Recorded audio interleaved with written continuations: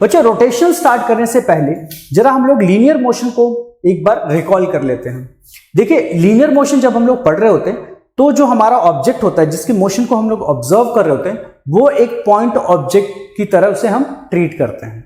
लेकिन जब rotational motion की बात आती है तो ऑब्जेक्ट हमारा पॉइंट ऑब्जेक्ट नहीं होता।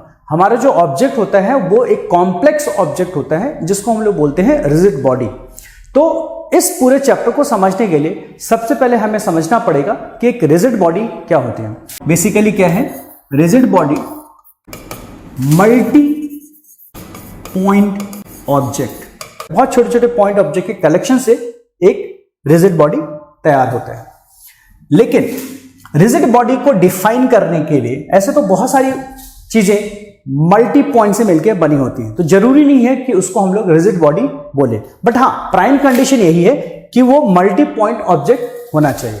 बट इसमें सबसे इंपॉर्टेंट कंडीशन क्या है कि मान लीजिए हमारे पास एक मल्टी पॉइंट ऑब्जेक्ट है, ठीक है, इसमें बहुत सारे पॉइंट पार्टिकल्स हैं, ठीक है, और अगर इस ऑब्जेक्ट के मोशन को हम लोग इस रेफरेंस फ्रेम में देखें तो मान लीजिए एक पार्टिकल जो इस बॉडी का हिस्सा है, पार्ट है, उसका इस पॉइंट से डिस्टेंस या पोजीशन इसकी लेट्स से r1 है, और एक ऑब्जेक्ट जो पॉइंट ऑब्जेक्ट इसी रिजिड बॉडी का हिस्सा है उसकी पोजीशन r2 है, ठीक है।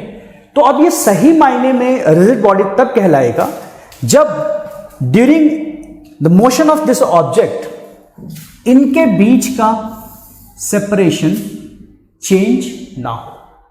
मतलब अगर हम बात करें ये डिस्टेंस क्या होगा r2 माइनस r1, तो ये जो r2 माइनस r1 है यानी कि separation between any two point object it must be constant. तो सो रिजिड बॉडी के एक पॉइंट की पोजीशन माइनस दूसरे पॉइंट की पोजीशन के बीच का गैप यानी कि distance between any two points with in the rigid body must be constant. ये कांस्टेंट होना चाहिए।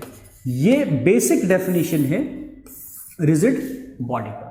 तो रिजिड बॉडी में दो चीजें होनी चाहिए, एक तो वो मल्टी पॉइंट ऑब्जेक्ट होना चाहिए, और अगर वो मल्टी पॉइंट ऑब्जेक्ट है तो उसके किसी भी दो पॉइंट के बीच का डिस्टेंस कभी भी चेंज नहीं होना चाहिए, तभी वो रिजिड बॉडी कहलाएगा।